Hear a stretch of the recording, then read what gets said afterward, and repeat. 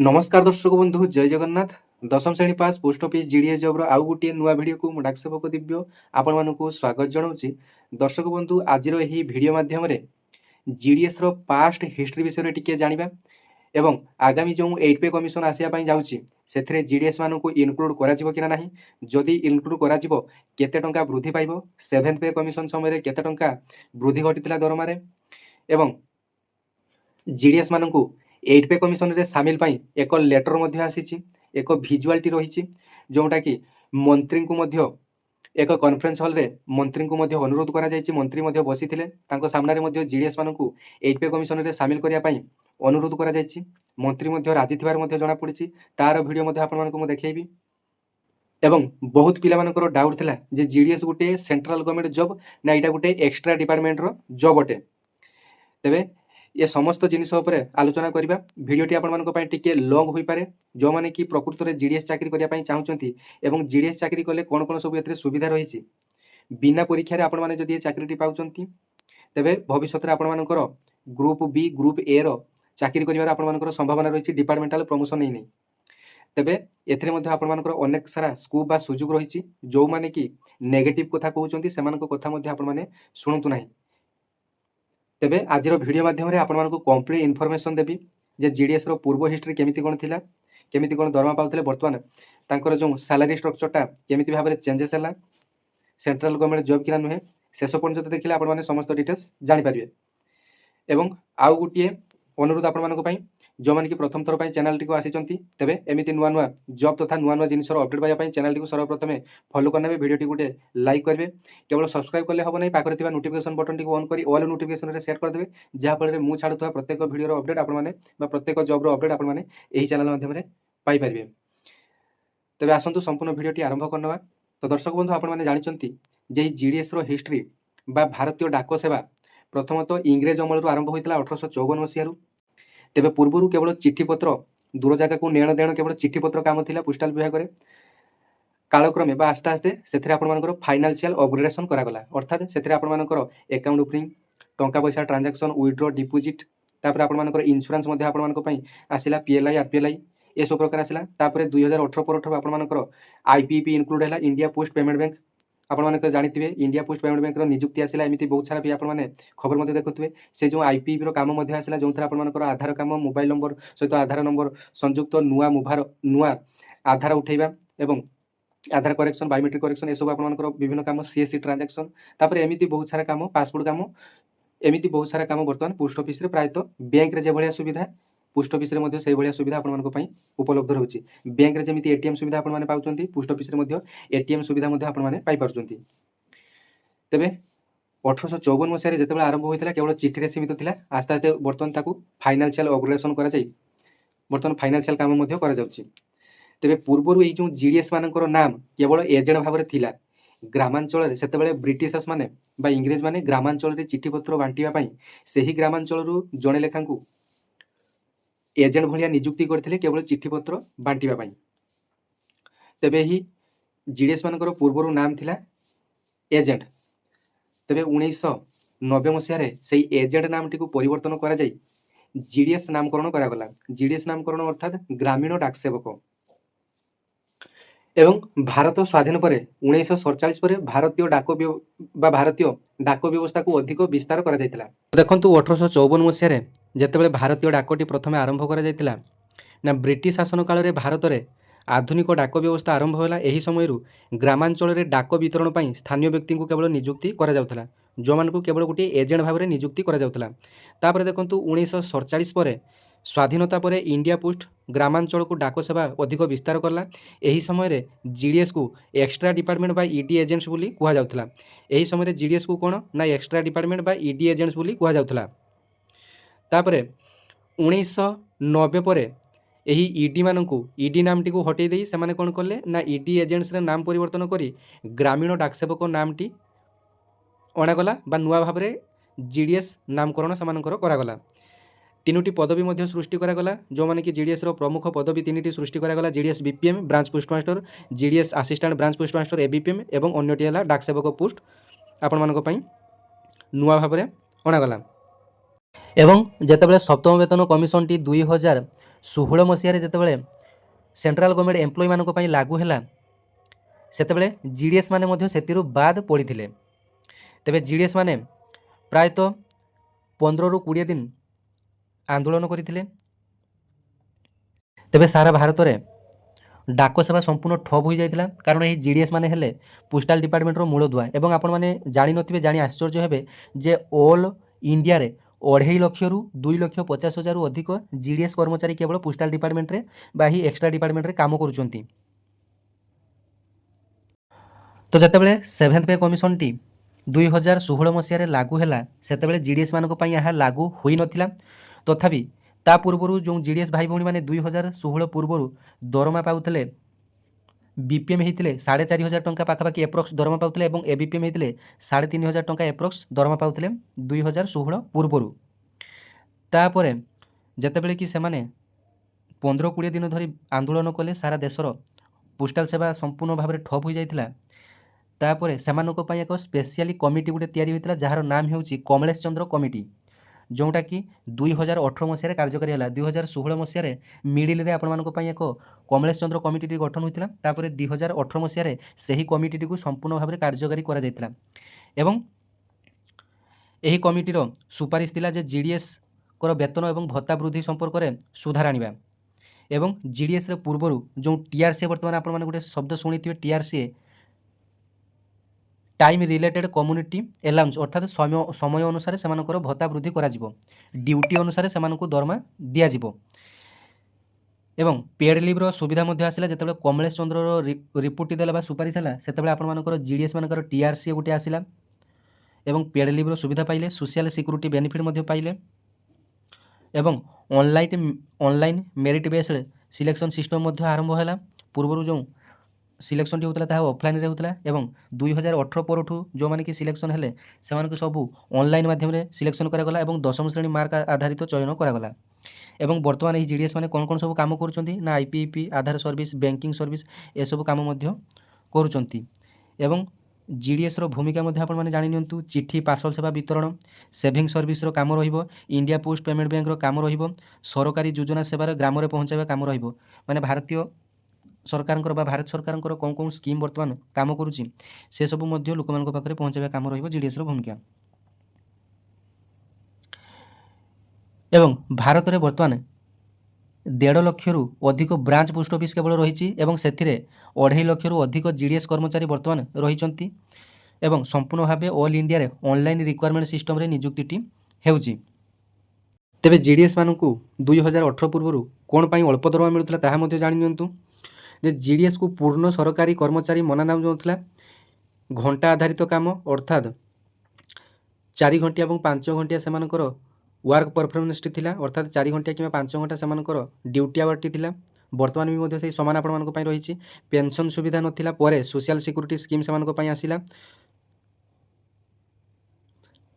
देखंतु पूर्वर जो जीडीएस माने 2016 पूर्व बा 2018 पूर्व जीडीएस माने बीपीएम माने प्रति मास 4,245 टंका लेखा पाउतले एवं एबीपीएम माने 3,695 टंका प्रति मास पाउतले एवं डाक सेवक 3,695 टंका प्रति मास पाउतले। अर्थात एबीपीएम एवं डाक सेवक ओई दुई जनकर दरमा समान एवं बीपीएम कर टिके अधिका दरमाटी रहितला।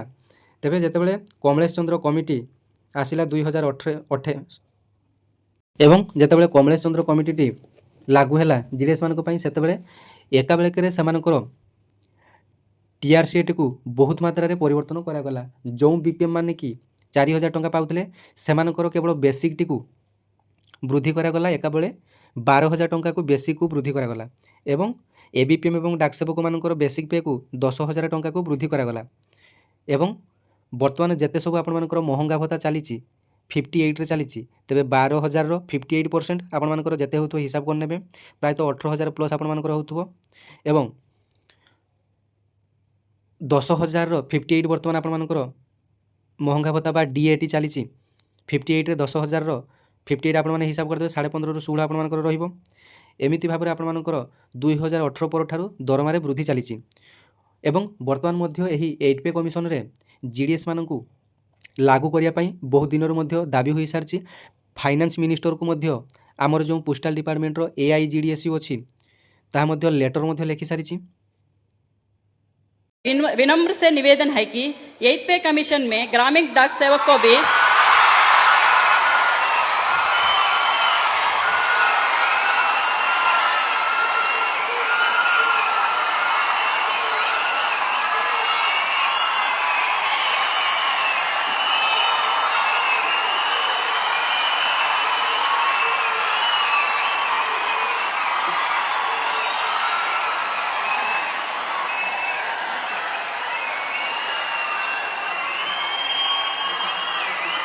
ग्रामीण डाक सेवक को भी शामिल किया जाए। आप हमारे लिए पिता समान है। हमें आपके अपना समझकर, हमारे परिस्थिति को समझकर हमारे जीवन के सुधारने के लिए निर्णय लेने की कृपा कीजिए। आज आपने हमें लिए सम्मान दिया है, उसी तरह हमारे भविष्य को भी उज्जवल बनाने का आशीर्वाद दीजिए।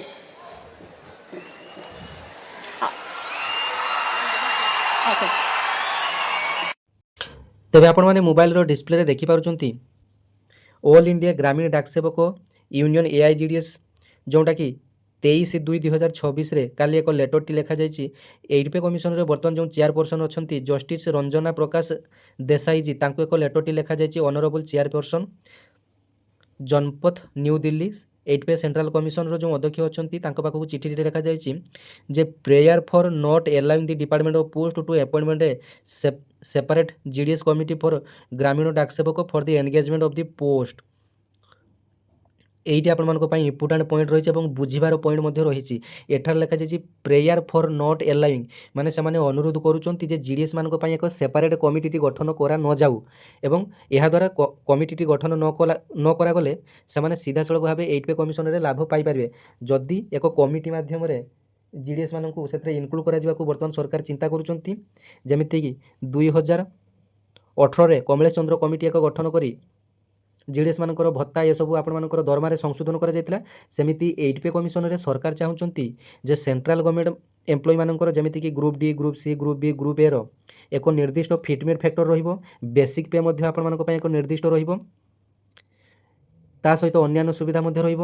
କିନ୍ତୁ ଯେଉଁ GDS ପିଲାମାନେ ରହିଲେ ବା ଗ୍ରାମୀଣ ଡାକ ସେବକ ରହିଲେ ସେମାନଙ୍କ ପାଇଁ ଏକ କମିଟିଟି ଗଠନ କରାଯିବ। ପ୍ରଥମେ ଯେତେବେଳେ ସେଣ୍ଟ୍ରାଲ ଗଭର୍ଣ୍ଣମେଣ୍ଟ ଏମ୍ପ୍ଲୟି ମାନଙ୍କର 8th ପେ କମିଶନଟି ଲାଗୁ ହୋଇଯିବ, ତାପରେ ଯେଉଁ ଏକ୍ସଟ୍ରା ଡିପାର୍ଟମେଣ୍ଟ ରହିଲେ GDS ପିଲା ସେମାନଙ୍କ ପାଇଁ ଏକ କମିଟିଟି ଗଠନ କରାଯିବ। ଯେମିତିକି 2018 ମସିହାରେ ଗୋଟିଏ କମଳେଶ ଚନ୍ଦ୍ର କମିଟି ଗଠନ କରାଯାଇଥିଲା। ସେହି କମିଟି ପୁଣି ଏକ ନୂଆ କମିଟିଟି ଗଠନ ହେବ। ସେହି କମିଟି ଅନୁସାରେ ସେମାନଙ୍କର ଯେଉଁ TRC ଲେଭେଲଟିକୁ ପୁଣି ଚେଞ୍ଜ କରାଯିବ। ହୁଏତ ଆପଣମାନଙ୍କର TRC ଲେଭେଲଟିକୁ 20,000ରୁ 25,000 ଭିତରେ ଆପଣମାନଙ୍କର ରଖାଯିବ। BPM ହେଇଥିଲେ ଆପଣମାନଙ୍କର ପ୍ରାୟତଃ 24,000 ଆପଣମାନଙ୍କର बेसिक पेटी रही पारे एवं ABPM होते 22,000 कि 20,000 आपंकर बेसिक पेटी रही पारे, जहाँकि आगामी दिन में आपंकर धार्य किंतु आपंकर दरमा बढ़ो एतिक सुनिश्चिंत हो जातु, कारण अलग भाव में आपंकर कमिटी बसिब एवं 8th पे कमिशन में आपको जदि भी सामिल करा नजिब तेज आप अलग कमिटी बसिब एवं सप्तम वेतन कमिशन में जमी कमिटी बसी आपंकर दरमा वृद्धि होता सेमती 8th पे कमिशन में आपंकर दरमा वृद्धि घटो। आपको 100% ये आपको मु चैलेंज दूसरी 100% आपंकर दरमा वृद्धि घटो एवं ये जो वृद्धि घटो आपंकर दरमा प्रायतः आपंकर 10,000 ରୁ 15,000 आपंकर वृद्धि घटो। आउ कौन लिखा जाए जानी ना, respected madam, we on behalf of the 2.60 lakh ग्रामीण डाक सेवक the department of the post place the following prayer before the honourable commission for kind consideration favourable action that we the GDS provide all the service to the Grameen people equal to the service offered the urban citizenry. Earlier we are called extra department agents. तेज देखो ए जो GDS मैंने काम करुँच से extra department agents भाव में गणा जाऊँगी, से फुल्ली सिविल सर्वेंटर मान्यता दि जाए ना कि फुल्ली गवर्नमेंटर मान्यता दि जाए ना कि आगामी दिन में से बहुत दिन दाबी रही GDS भाई भाई मानकर जे से 8 घंटिया काम दि जाऊ पोस्ट ऑफिस सकाळु 9टा ରୁ 5टा पर्यंत 8 घंटिया ड्यूटी दि जाऊ एवं दरमा आपणमानकर ग्रुप डी रो जमिति दरमा रही 18,000 बेसिक पे रही सेमिति भाव में समान करा जाऊ, सिविल सर्वेंटर मान्यता दि जाऊ। ए सब दाबी विभिन्न दिन आपणमानकर दाबी रही किंतु सरकार केबे भी शुणी नाहंती कि आगो को मध्य शुणिबार संभावना देखा जाऊ नाही, कारण ग्रुप डी रो जो एम्प्लॉय माने आसुचंती से माने मध्य एग्जाम दे आसुचंती ତେବେ ଯେଉଁ ପୋଷ୍ଟାଲରେ ଜିଡ଼ିଏସ୍ ଭାଇ ଭଉଣୀମାନେ ଏକ୍ଜାମ୍ ଦେଉନାହାନ୍ତି, କେବଳ ମାର୍କ ବେସିସ୍ରେ ସିଲେକ୍ସନ୍ ହେଉଛନ୍ତି, ମେରିଟ୍ ବେସିସ୍ରେ ସିଲେକ୍ସନ୍ ହେଉଛନ୍ତି, ତେବେ ଆଗକୁ ମଧ୍ୟ ସମ୍ଭାବନା ନାହିଁ ଯେ ଜିଡ଼ିଏସ୍ ମାନଙ୍କୁ ସିଭିଲ୍ ସର୍ଭେଣ୍ଟର ମାନ୍ୟତା ଦିଆଯିବ ବୋଲି। ତେବେ ଭବିଷ୍ୟତରେ ଯଦି ଜୋରସୋରରେ ଆପଣମାନଙ୍କର ଜିଡ଼ିଏସ୍ ଭାଇ ଭଉଣୀମାନଙ୍କର ଯଦି AIGDS ଗ୍ରୁପ୍ ମାଧ୍ୟମରେ ଯଦି ଫ୍ୟୁଚରରେ ଯଦି କିଛି ବଡ଼ ଧରଣର ଆନ୍ଦୋଳନ ହୋଇପାରେ, ତେବେ ସେଟା ପରବର୍ତ୍ତୀ ମୁହୂର୍ତ୍ତରେ ଦେଖାଯିବ। ତେବେ ବର୍ତ୍ତମାନ ଅନୁସାରେ এই ଜିଡ଼ିଏସ୍ ମାନଙ୍କୁ ସେଣ୍ଟ୍ରାଲ ସର୍ଭିସର ବା ସିଭିଲ୍ ସର୍ଭିସର ଦର୍ଜା ଦିଆଯିବ ନାହିଁ ଏବଂ 8 ପେ କମିଶନରେ ମଧ୍ୟ ସାମିଲ କରାଯିବାର ସମ୍ଭାବନା ନାହିଁ। ତଥାପି ମନ୍ତ୍ରୀଙ୍କୁ ରିକ୍ୱେଷ୍ଟ କରାଯାଇଛି ଏବଂ ମନ୍ତ୍ରୀଙ୍କ ସାମ୍ନାରେ ମଧ୍ୟ ଏକ କନଫରେନ୍ସ ହଲ୍ଟି ଯେତେବେଳେ ଚାଲିଥିଲା, ମନ୍ତ୍ରୀଙ୍କୁ ମଧ୍ୟ ରିକ୍ୱେଷ୍ଟ କରାଯାଇଛି। ମନ୍ତ୍ରୀ ବି ମଧ୍ୟ ରାଜି ଥିବାର ଜଣାପଡ଼ିଛି, କିନ୍ତୁ ଫାଇନାନ୍ସ ମିନିଷ୍ଟର ଯାହା କରିବେ, ପ୍ରଧାନମନ୍ତ୍ରୀ ଯାହା କରିବେ, ତେବେ ବିଭାଗୀୟ ମନ୍ତ୍ରୀଙ୍କ ହାତରେ କିଛି ନାହିଁ।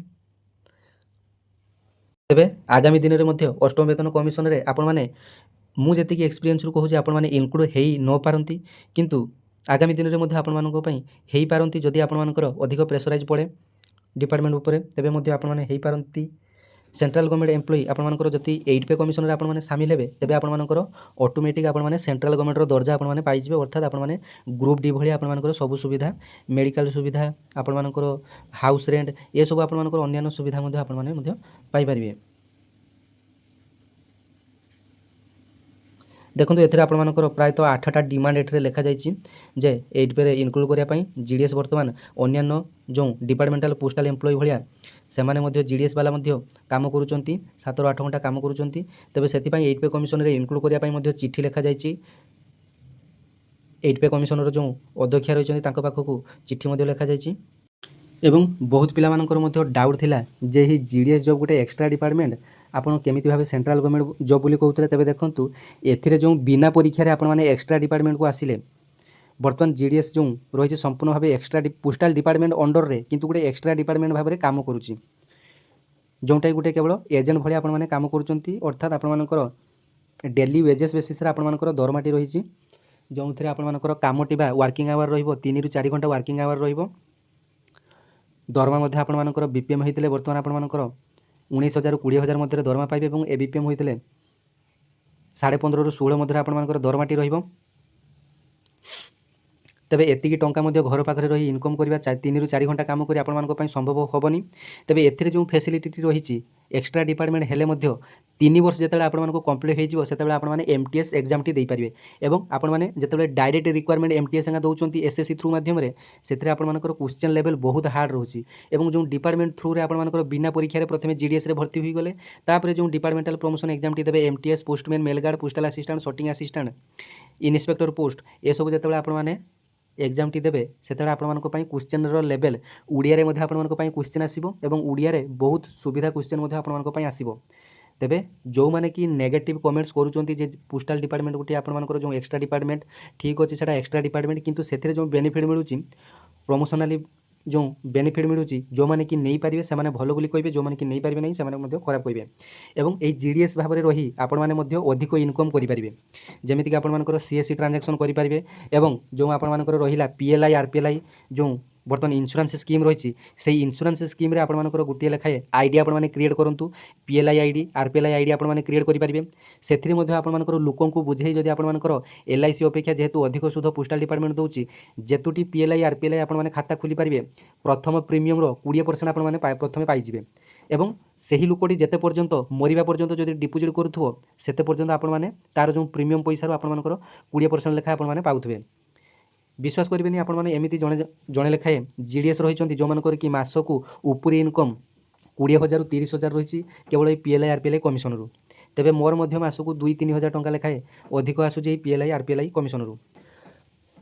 ତେବେ ବହୁତ ପିଲା ମଧ୍ୟ ବେଡ୍ କମେଣ୍ଟ କରନ୍ତି। ତେବେ ଆପଣମାନଙ୍କୁ ମୁଁ ଡିଟେଲ୍ସ ଆଜି ଅପଡେଟ୍ ଦେଇଦେଲି ଯେ GDS ମାନଙ୍କର 8 ପେ କମିଶନରେ ସେମାନଙ୍କୁ ଆଗାମୀ ଦିନରେ ଜଣାପଡ଼ିବ ସାମିଲ କରାଯିବ କି ନାହିଁ। କିନ୍ତୁ ବର୍ତ୍ତମାନ ଅପଡେଟ୍ ଅନୁସାରେ AIGDS ସଂଘ ତରଫରୁ କୋସିସ୍ ମଧ୍ୟ ଚାଲିଛି। ଡିପାର୍ଟମେଣ୍ଟକୁ ମଧ୍ୟ ଚିଠି ଲେଖିଥିଲା, ଇଣ୍ଡିଆ ପୋଷ୍ଟ ସେକ୍ରେଟାରୀକୁ ମଧ୍ୟ ଚିଠି ଲେଖିଥିଲା। ଆମର ଯେଉଁ ମନ୍ତ୍ରୀ ରହିଛନ୍ତି ପୋଷ୍ଟାଲ ଡିପାର୍ଟମେଣ୍ଟର ଯେଉଁ କମ୍ୟୁନିକେସନ୍ ମନ୍ତ୍ରୀ ରହିଛନ୍ତି ଜ୍ୟୋତିରାଦିତ୍ୟ ସିନ୍ଧିଆ, ତାଙ୍କୁ ମଧ୍ୟ ଲେଟର ଲେଖା ସରିଛି। ଏବଂ ପ୍ରଧାନମନ୍ତ୍ରୀ ମୋଦିଙ୍କୁ ମଧ୍ୟ ଲେଟର ଲେଖା ସରିଛି, ଫାଇନାନ୍ସ ମିନିଷ୍ଟରଙ୍କୁ ମଧ୍ୟ ଲେଟର ଲେଖା ସରିଛି।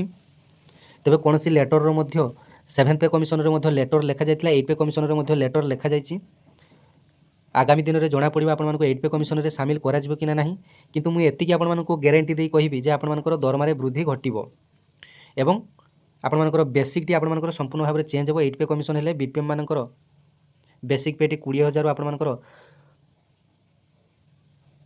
25,000 मध्य अर्थात 24,000 रही पारे एवं एबीपीएम मानकर डाक सेवक मानकर बेसिक पेटी से 24,000 कि 22,000 आपण मानकर रहिबो। तेबे आगामी दिन में संपूर्ण भिडियोटी आपण मानक पई आउ गोटे भल भाव में नहीं आसबि। धन्यवाद। जय जगन्नाथ।